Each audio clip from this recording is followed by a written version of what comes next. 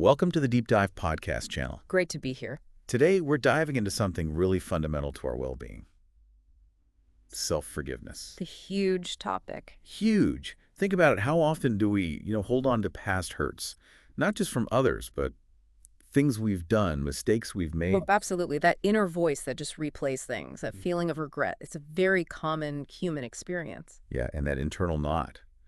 This deep dive is really about trying to untangle that, maybe find a path toward deep healing. It really is a core experience, isn't it? We all stumble. We all make choices we wish we hadn't. And the weight of that, well, it can become a massive burden over time. And we've actually heard from a lot of listeners asking about this, a real desire to understand how to let go of that self-criticism, how to genuinely make peace with the past. Which is why this conversation feels so timely, so needed. Exactly. Yeah. And look, if you find value in these kinds of in-depth explorations, we'd be really grateful if you'd hit subscribe on the channel. We've got a lot more planned. And we really do intend for this space to be supportive, as we navigate some of these, let's face it, challenging emotional areas together. Yeah, exploring self-forgiveness. Yeah. It can bring up a lot. We get that. Mm-hmm. So we want to assure everyone we're approaching this thoughtfully, with care. Absolutely. And please, share your own thoughts in the comments. Your experiences, your questions, they really add so much to the conversation for everyone listening. Yeah. Community is key. Okay, so let's jump in. Self-forgiveness as a key to healing, especially from trauma and shame and that inner critic. Now, when we talk about trauma, often we think big catastrophic events, right? Okay. But it sounds like it's maybe broader than that. That's a really, really crucial point to clarify right at the start. Trauma isn't just limited to, accidents, disasters, violence. Those are certainly traumatic. Right. But it's really about any experience or set of experiences that overwhelm our capacity to cope effectively. So this can definitely include chronic things like constantly feeling invalidated or maybe neglected, abandoned, betrayed, even having your core emotional needs consistently unmet, especially over time. So it's not just the single event, but maybe a sustained environment. Precisely. These subtler, ongoing experiences can actually carve out very deep wounds. And you mentioned that trauma shapes our identity. How does that happen? How does it subtly mold who we think we are?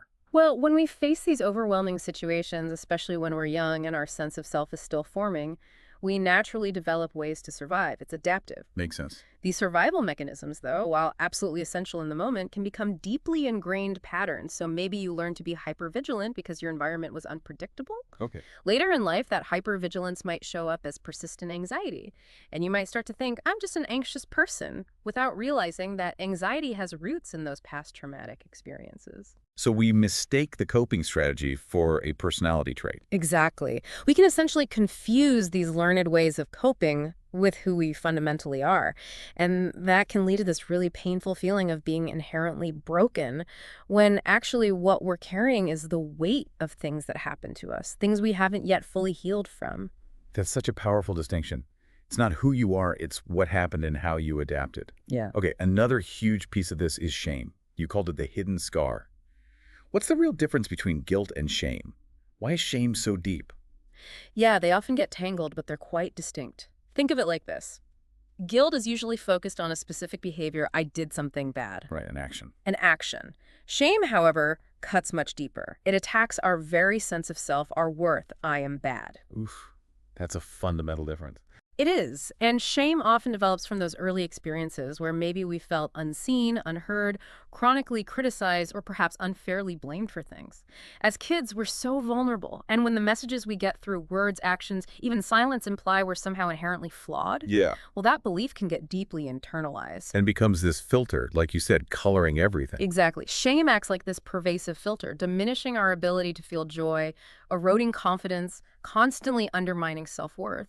And it's so important to grasp that shame is often something we absorb from others. Their silence, their judgment, maybe even their cruelty. It's not an objective measure of our true value. We internalize external negativity. Wow. Okay, so these early wounds, the trauma, the shame, they really fuel that voice inside our head, don't they? You describe self-talk as a mirror of inner wounds. Absolutely. When we've gone through trauma or had these significant negative experiences, we often internalize the messages we receive, whether they were spoken aloud or just implied by how we were treated. This can lead to a really harsh, critical inner monologue. It's like we've recorded those critical voices from our past, maybe parents, teachers, peers, even broader cultural messages, and we just play them on repeat inside our own heads. And that constant negativity just wears down our trust in ourselves. It completely chips away at self-trust, makes it incredibly difficult to believe in our own judgment, our abilities, our fundamental worthiness. You gave some examples that I think will resonate. I'm too much. I'm not enough. I always ruin everything. Yeah. It's striking how familiar those phrases feel. They are incredibly common, and they aren't random thoughts. They're often direct echoes of past pain, learned narratives based on experience. It's vital to recognize these aren't truths about who we are. They're just old tapes playing. Old tapes, exactly. Ingrained thought patterns stemming from those unhealed wounds. And they create this constant undercurrent of negativity, reinforcing the shame and inadequacy. Which brings us neatly to the inner critic. Hmm. You describe it as a voice that actually feeds the pain. Where does this relentless internal judge usually come from? Well, it's kind of paradoxical, but the inner critic, as harsh as it feels, often originates as a misguided attempt at self-protection. Protection. Think of it like a defense mechanism that developed, probably unconsciously, to try and lessen the sting of external criticism or rejection. The sort of flawed logic might be, if I criticize myself first, maybe it won't hurt as much when others do it. Or if I push myself relentlessly, maybe I can avoid judgment altogether. Like a preemptive strike against potential hurt. Exactly. But over time, this strategy, meant to protect, becomes deeply entrenched and incredibly harmful. The critic often mimics those negative voices from our past, that critical parent, that dismissive teacher, whoever it was. Yeah. And it absolutely thrives in an environment soaked in shame. It constantly reinforces feelings of worthlessness, telling us we don't deserve forgiveness, that healing is impossible for us, that trying is pointless. It actively blocks the path to self-compassion. It sounds utterly exhausting. Just this constant internal battle. And you mentioned something called emotional paralysis as a potential outcome of this lack of self-forgiveness. What does that look like? When we hold on to unforgiveness, especially towards ourselves, it creates this enormous internal pressure, this intense emotional pain. Emotional paralysis is basically a coping mechanism our system might use when that pain just feels too overwhelming, too unbearable to face directly. So it's a kind of shutdown. It's a shutdown, yeah, a way of disconnecting. It can manifest in different ways, maybe feeling zoned out a lot or emotionally numb, like you can't really feel anything deeply. It could be seeking constant distractions or withdrawing from relationships, pulling away from things you used to enjoy. Just too heavy to carry, so the system tries to numb it out. Precisely. Constantly condemning yourself is incredibly taxing on the nervous system. It's like being under continuous internal attack. So emotional paralysis is the nervous system hitting the brakes, trying to create a buffer against the intensity of that self-inflicted pain. Okay, so we've painted a picture of these heavy burdens. Trauma, shame, the critic, paralysis. Let's shift now towards the healing part. The psychology of self-forgiveness itself. What does it really mean to forgive yourself? Because it's often misunderstood. It is often misunderstood, and that clarification is vital. Self-forgiveness is not about saying harmful behavior was okay or excusing mistakes as if they didn't matter. Right, it's not letting yourself off the hook completely. Not at all. It's a conscious decision, a choice to stop living in a state of constant self-punishment. It's about acknowledging our imperfections, our missteps, yes, but without letting them define our entire existence. It's really an act of reclaiming personal power. How so? By saying essentially, yes, I messed up, yes, I carry pain from that, and I am still worthy of healing, growth, and a future. It sounds like it's definitely a process, not just a single event you tick off. Oh, absolutely a process, an ongoing one. It involves holding ourselves accountable for our actions, definitely, but doing so with compassion, extending that same understanding to ourselves that we might offer a friend. So, accountability with compassion. That's the key. It allows us to grieve the past, acknowledge any hurt caused, but still love and embrace the person we are now and the person we are becoming. Now, for people who experience significant trauma, there's often this deep, deep feeling of being unworthy. You called it the myth of undeserved compassion. Where does that belief come from? How do we challenge it? That belief often stems directly from the wounds of trauma and the relentless voice of that inner critic we talked about. Trauma can leave us feeling fundamentally flawed, like we're uniquely undeserving of kindness or tenderness. It's strange, isn't it? We can often feel compassion for others in the same boat, but not for ourselves. Exactly. We might see someone else struggling and feel empathy, but when it comes to ourselves, that same compassion feels impossible, undeserved. The inner critic just jumps in, whispering that we haven't suffered enough, that we need to earn healing, that we're the exception to the rule. It's a really cruel trick the mind plays. It is. But the fundamental truth, the one we need to hold on to, is that every single human being is inherently worthy of forgiveness and compassion. Not because we're perfect, none of us are, but simply because we're human. We share this experience of imperfection, of stumbling, of suffering. Healing isn't something earned through self-punishment. It's a birthright we can choose to A claim. birthright we can claim. Ah, I like that. Okay, so let's be really clear on this distinction again. Self-forgiveness versus just excusing bad behavior. How do we keep those separate? it's a critical distinction. Self-forgiveness, as we said, involves facing the impact of our actions with honesty and accountability, but doing so with gentleness towards ourselves. It's about learning and growing. Okay. Excusing harmful behavior, on the other hand, is about avoiding that accountability. It might look like denial. It wasn't that bad. Making justifications they deserved it. Or just refusing to acknowledge the pain caused. That avoids the difficult work. So taking responsibility is actually part of genuine self-forgiveness. Absolutely essential. Self-forgiveness allows us to look squarely at what we did, understand its impact, learn from it, commit to doing better, while still holding compassion for the flawed human being who made the mistake. Self-punishment just keeps us stuck in shame, preventing real change. One path leads to growth, the other to decay, really. You also talked about the brain's ability to change, rewiring it. How can we actually replace those ingrained shame pathways with compassion? Is that really possible neurologically? Yes, it really is, thanks to neuroplasticity. Our brains are remarkably adaptable. The pathways aren't fixed forever. We can literally build new neural connections based on our thoughts and experiences. So even if we've spent years beating ourselves up. Even then, we have the capacity to cultivate new pathways rooted in self-compassion through consistent conscious practice. It's not just about wishful thinking. It's about actively, repeatedly choosing a compassionate response over a critical one. So repetition practice is key here. Yeah, absolutely key. Every time you catch yourself in self-criticism and consciously choose understanding, kindness, acceptance instead, even if it feels unnatural at first, you're strengthening those new neural connections for compassion, like Yeah. building a muscle. Over time, with practice, that compassionate response becomes more automatic, more accessible. It takes effort, yes, but the science shows it's possible to reshape our internal landscape. That's incredibly hopeful. Now, a term we often hear in healing circles is inner child work. How does connecting with our inner child relate to forgiving ourselves? Our inner child really represents those younger parts of ourselves, the parts that still carry the emotions, beliefs, and experiences from our childhood. When we've experienced trauma, neglect, or unmet needs back then, those younger parts can remain frozen, still holding on to that pain, fear, or sense of inadequacy. So they're still active within us. Very much so. Inner child work is about consciously reconnecting with these wounded younger aspects, but this time offering the understanding, validation, and compassion that might have been missing back then. It's like parenting ourselves, in a way, giving that younger self what they needed. Exactly like that. Okay. It often involves revisiting painful memories, not to re-traumatize, but to offer comfort and reassurance from our adult self to our younger self. Saying things like, "It wasn't your fault. You did the best you could with what you knew then. You're safe with me now." Wow. This kind of compassionate internal dialogue is truly fundamental to radical self-forgiveness. By nurturing and healing those younger parts, we address the root wounds that often fuel adult shame and self-criticism. Okay, so instead of judgment, what's wrong with me? You suggest shifting to curiosity. What happened to me? Why is that shift so crucial?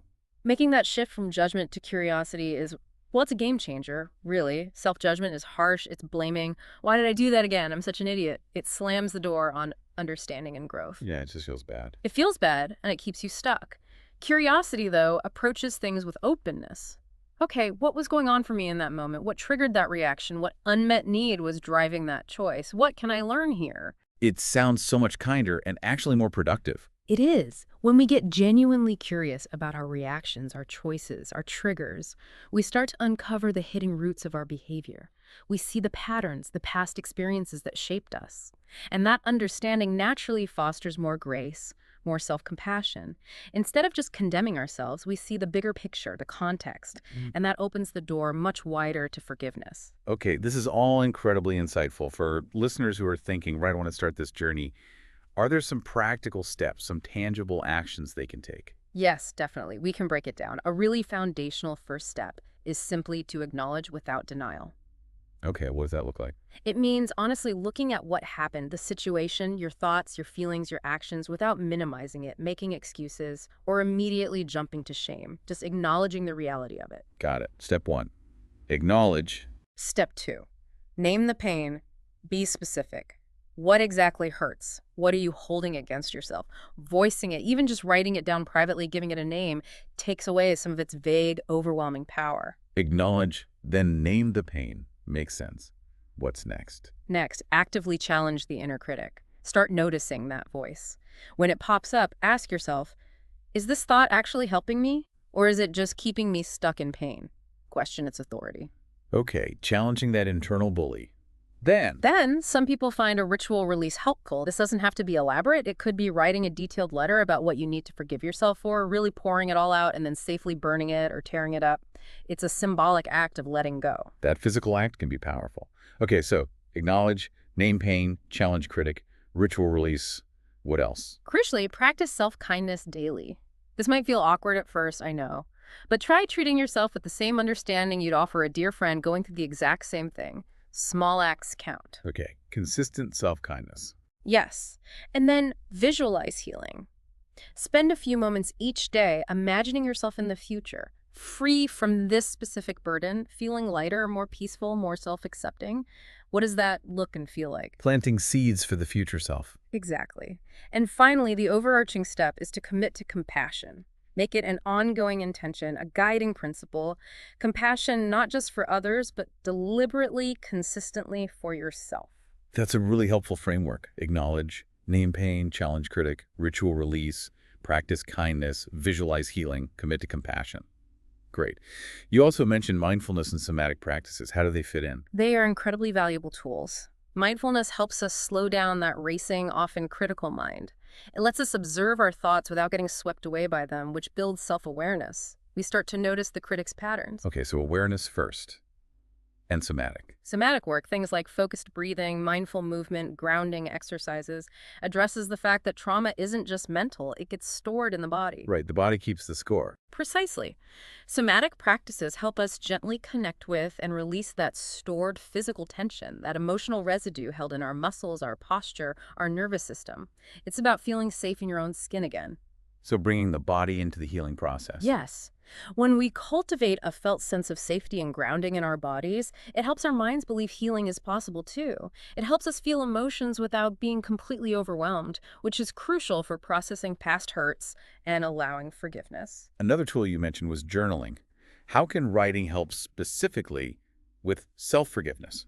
Journaling is fantastic for bridging the gap between our subconscious and conscious minds.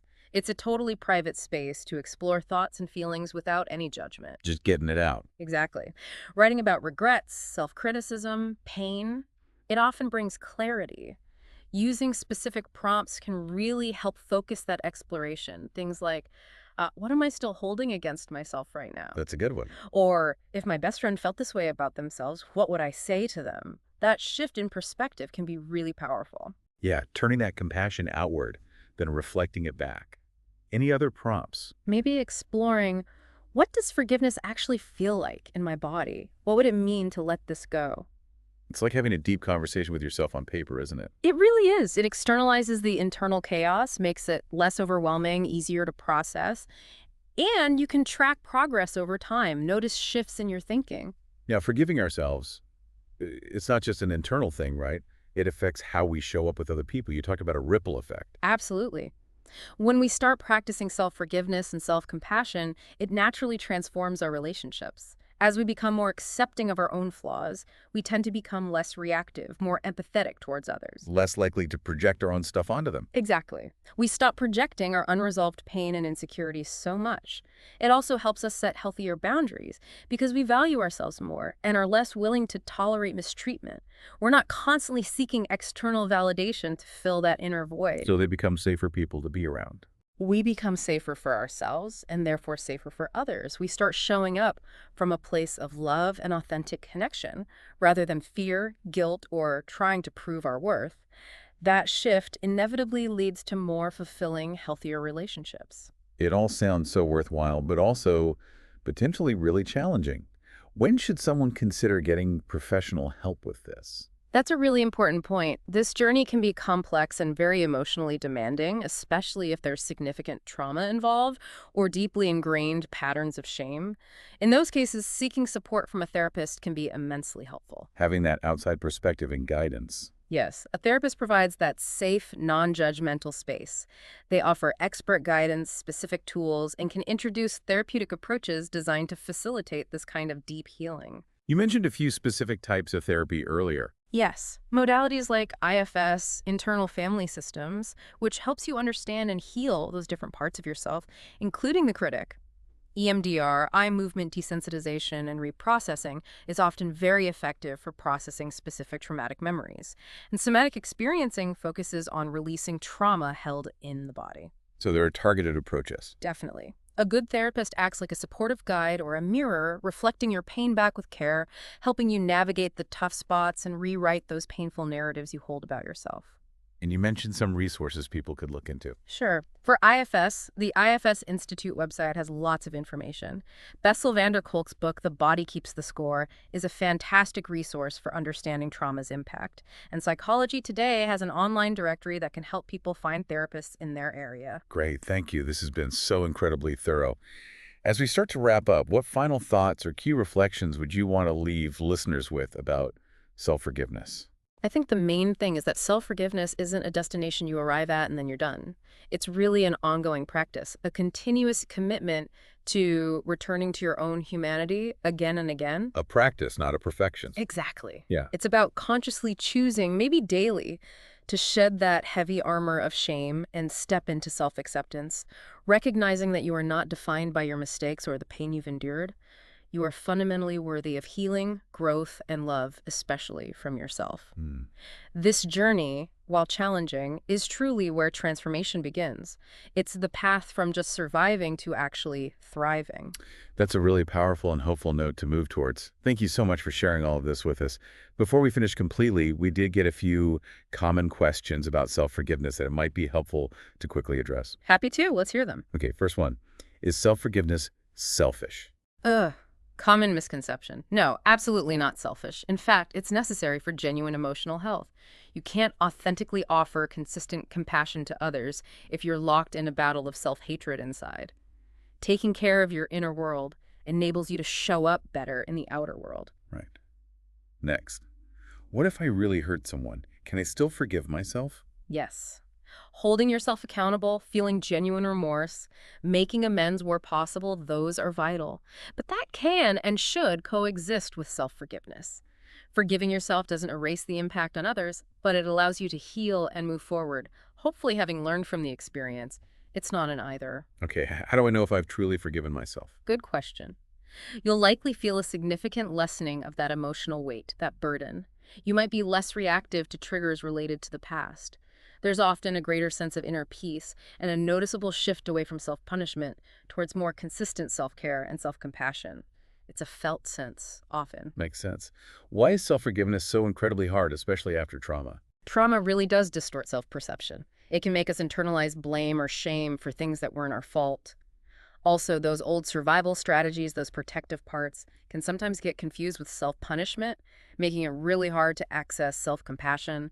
It feels like letting your guard down might be dangerous. Got it. Can therapy really help with this? Absolutely. As we discussed, the right kind of therapy provides targeted tools, support, and a safe space to unpack these deep layers. It can make a profound difference, especially with those really sticky, ingrained patterns. Okay, and final question. What's the difference between self-compassion and self-forgiveness? Think of self-compassion as the overall attitude. The kindness, warmth, and understanding you extend to yourself, especially when you're suffering or feel you've failed. Self-forgiveness is a specific action you take within that compassionate framework. It's the act of releasing yourself from the judgment and blame related to past mistakes or perceived shortcomings. So compassion is the climate. Forgiveness is an action within that climate. Beautifully put, yes. They absolutely support and require each other. Perfect. Those clarifications are really helpful. Thank you again sincerely for this incredibly insightful and, I think, very necessary deep dive today. It was truly my pleasure. It's such important work. And to everyone listening, thank you so much for joining us. We really hope this conversation offered some valuable perspective, maybe some comfort, or perhaps a starting point for your own journey towards healing through self-compassion. If you found this helpful, please do subscribe to the channel so you don't miss our future deep dives. And always remember that possibility for inner peace, for real growth through self-compassion, it truly is within reach.